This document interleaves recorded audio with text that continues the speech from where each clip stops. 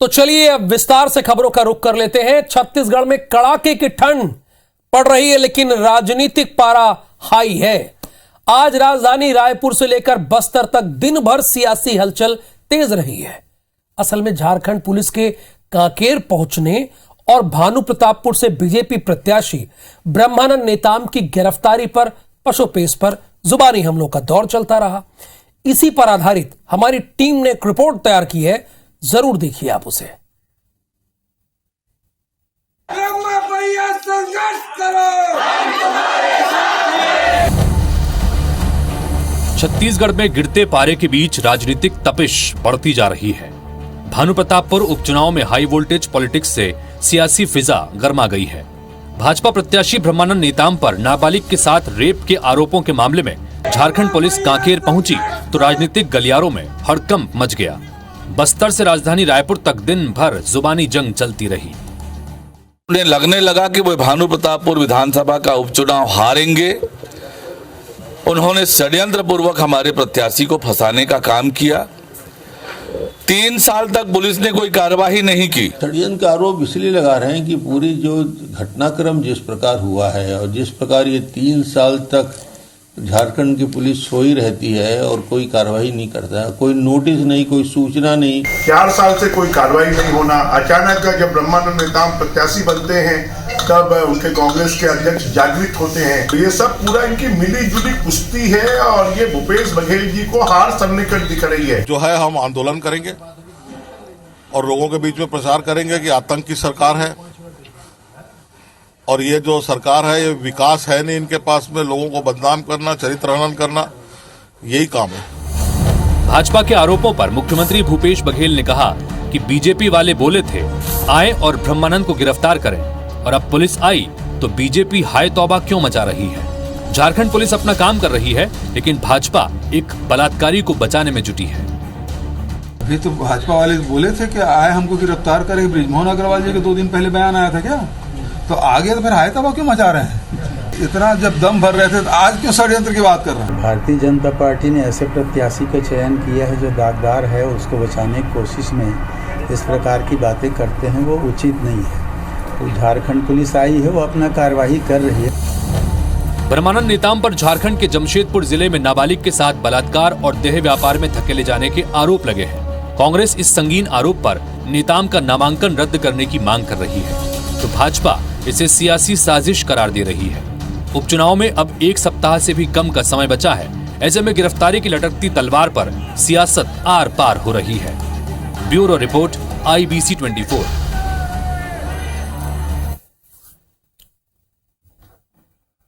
तो चलिए अब आपको मध्य प्रदेश की ओर लेकर चलते हैं। राहुल गांधी ने आज इंदौर में पत्रकारों से बातचीत की। प्रेस कॉन्फ्रेंस में राहुल गांधी यात्रा को लेकर कई अहम बातें कही। इसी पर आधारित एक और रिपोर्ट देखिए आप। भारत जोड़ो यात्रा मध्य प्रदेश से गुजर रही है। मध्य प्रदेश में भारत जोड़ो यात्रा का 6वां दिन है।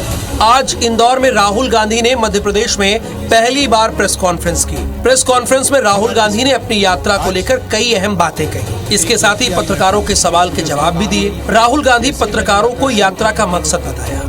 नोटबंदी, गलत GST, इन सब चीजों पर हमने लोकसभा, राज्यसभा में आवाज उठाने की कोशिश की, और जब भी हमने उठाने की कोशिश की तो जादू से हमारा माइक ऐसे ऑफ हो जाता है। वहीं दूसरी तरफ बीजेपी लगातार यात्रा को लेकर आलोचना के मूड में है। राहुल गांधी नोटबंदी और GST को चीन की सेना से ज्यादा खतरनाक बताया, जिस पर बीजेपी ने पलटवार किया। दुर्भाग्य है कि आप एक दिन पहले बाबा साहब अंबेडकर के जन्मभूमि पर जाकर और वहां से लौट करके आप आते हैं और भारत के कानून, जो संसद में कानून बनता है, उस कानून का मखौल उड़ाते हैं। मैं तो पूछना चाहता हूं कि राहुल गांधी जी, आपका चीन से इतना प्रेम क्यों है? कुल मिलाकर भारत जोड़ो यात्रा को लेकर बीजेपी कांग्रेस में जमकर बयानबाजी हो रही है। देखना होगा कि यात्रा से कांग्रेस का कितना कायाकल्प होता है।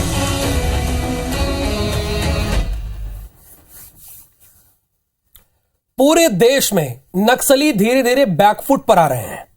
इस बात की पुष्टि नक्सलियों ने खुद ही की है। इस साल अब तक 132 नक्सली ढेर हो चुके हैं। रिपोर्ट देखिए आप।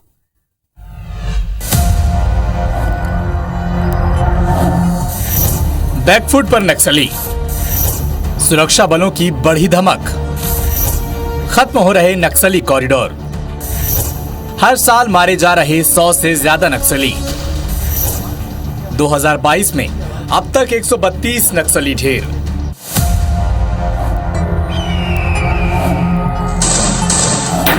ये दावा हम नहीं कर रहे बल्कि नक्सलियों की सेंट्रल कमेटी ने एक पत्र जारी किया है जिसमें लिखा गया है कि हर साल 100 से ज्यादा नक्सली मुठभेड़ में ढेर हो रहे हैं और ये सब कुछ संभव हुआ है सुरक्षा बलों के बढ़ते दायरे से। दूर नक्सल इलाकों में बनाए जा रहे कैंप और ग्रामीणों में सुरक्षा बलों के प्रति विश्वास के जरिए राज्य की पुलिस और पैरामिलिट्री फोर्स की लगातार सर्चिंग से भी इनका रेड कॉरिडोर खत्म हो रहा है। वर्ष 2021-22 में सीपी महोदय संगठन द्वारा कुल 132 महोदय कैडर्स का विभिन्न मुठभेड़ में बीमारी जैसानी कारण से मृत्यु होने की बात को स्वीकार की गई है। विगत वर्ष में जिस तरीके से नवीन सुरक्षा कैंप प्रारंभ की जाकर एक कैंप समग्र विकास केंद्र को काम करते हुए इलाके में पुल पुलिया, सड़क निर्माण, बिजली आपूर्ति, आंगनबाड़ी एवं अन्य मूलभूत सुविधा जनता को उपलब्ध कराने में कामयाब हुआ। उसी को देखते हुए नक्सल का जो कोर इलाका में उनके पैर के नीचे से जमीन खिसकते जा रहा है, उनके कॉरिडोर समाप्त हो रहा है, उनकी सप्लाई नेटवर्क के ऊपर भी असर पड़ रहा है। इन सब तमाम परिस्थिति कारण से नक्सल अभी बैकफुट में है। सुरक्षा बलों के बढ़ते धमक से घबराए नक्सली ग्रामीणों को अपना निशाना बनाना चाहते हैं और मुखबिरी का आरोप लगाकर मौत के घाट उतारना चाहते हैं ताकि ग्रामीणों में उनका खौफ बना रहे। कभी भी सीपी महोदय संगठन यदि बैकफुट में रहते हैं, जो ग्रामीण को यानी साफ टारगेट के ऊपर हमला करके इलाके में एक आतंक वातावरण निर्मित करने का उनका प्रयास रहता है, उसका एक मोडस ऑपरेंडी सीपी महोदय संगठन के रहते हैं। उसी हिसाब से यदि वर्ष 2022 में देखा जाए तो बस्तर संभाग के अंतर्गत कुल 30 ग्रामीण को अलग अलग आरोप पर सीपी महोदय संगठन द्वारा हत्या किए गए थे। नक्सली क्षेत्र में लगातार किए जा रहे विकास कार्यों से ग्रामीणों का भरोसा सरकार पर बढ़ा है। अब वो मुख्यधारा में शामिल हो रहे हैं। ऐसे में नक्सलियों की पकड़ कमजोर होती जा रही है। वो दिन भी दूर नहीं जब बस्तर नक्सल मुक्त होगा।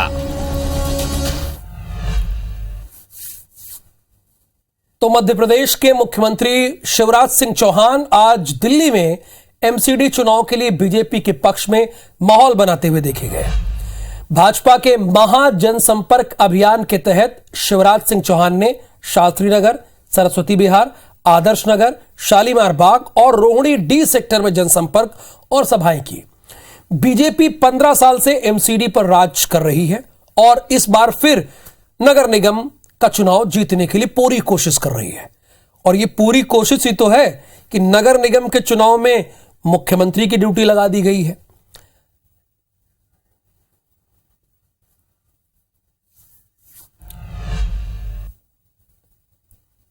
मध्य प्रदेश में सरकारी वकील की नियुक्ति के मामले में आज सुप्रीम कोर्ट में सुनवाई हुई। सरकारी वकीलों की नियुक्ति में आरक्षण की मांग को लेकर दायर याचिका पर सुनवाई करते हुए माननीय सुप्रीम कोर्ट ने एमपी सरकार को फटकार लगाई। माननीय सुप्रीम कोर्ट ने एमपी सरकार को फटकार लगाई। मैं एक बार फिर से कह रहा हूं, इसीलिए सबके ऊपर कोई ना कोई किसी न किसी ब्रैकेट में बंधा हुआ है। ओबीसी वेलफेयर एडवोकेट्स एसोसिएशन ने याचिका दायर करके एमपी हाई कोर्ट के फैसले को सुप्रीम कोर्ट में चुनौती दी है। इससे पहले हाई कोर्ट ने अपने फैसले में यह कहा था कि एजी ऑफिस में सरकारी वकीलों की नियुक्ति संविदा के आधार पर होती है, लिहाजा यहां आरक्षण नियम लागू करने का आदेश नहीं दे सकते।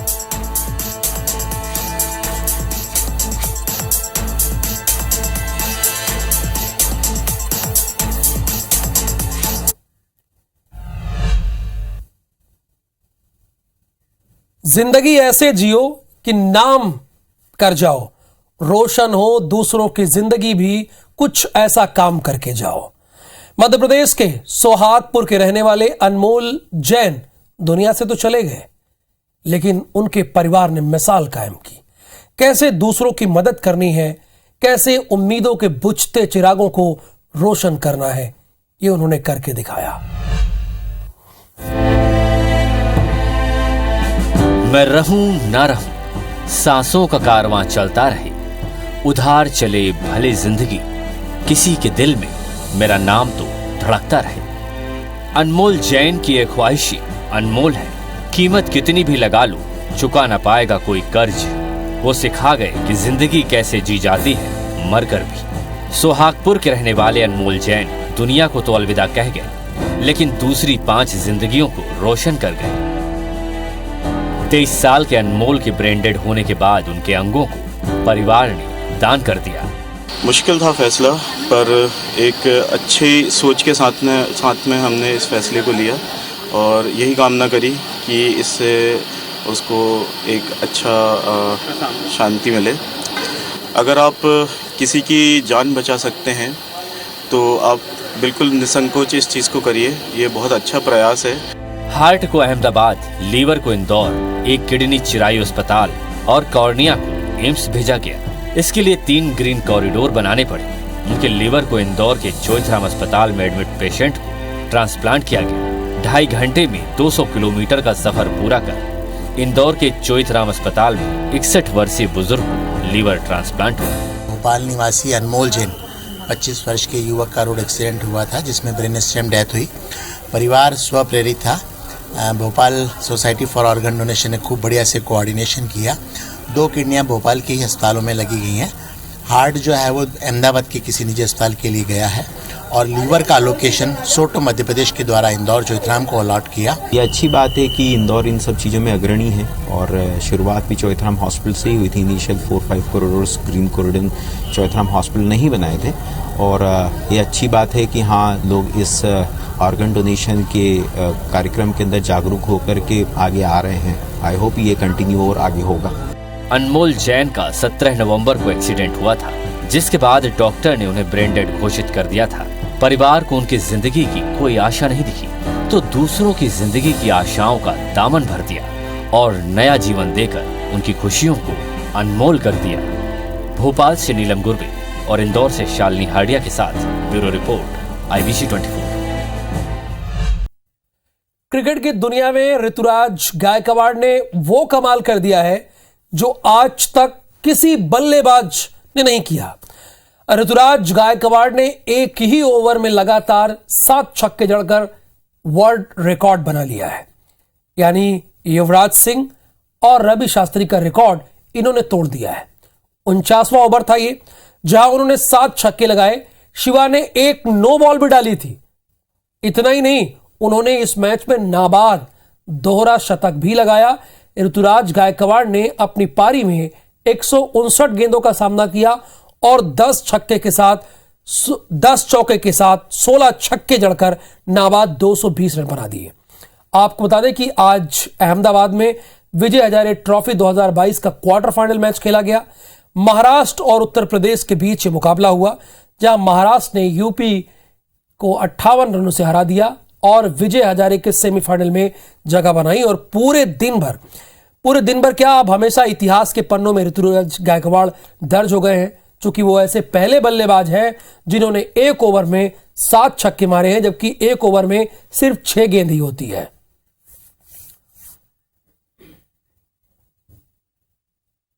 तो 10 बजे रात पूरे दिन की बात में आज के लिए बस इतना ही। मुझे दीजिए अनुमति। नमस्कार, शुभ रात्रि।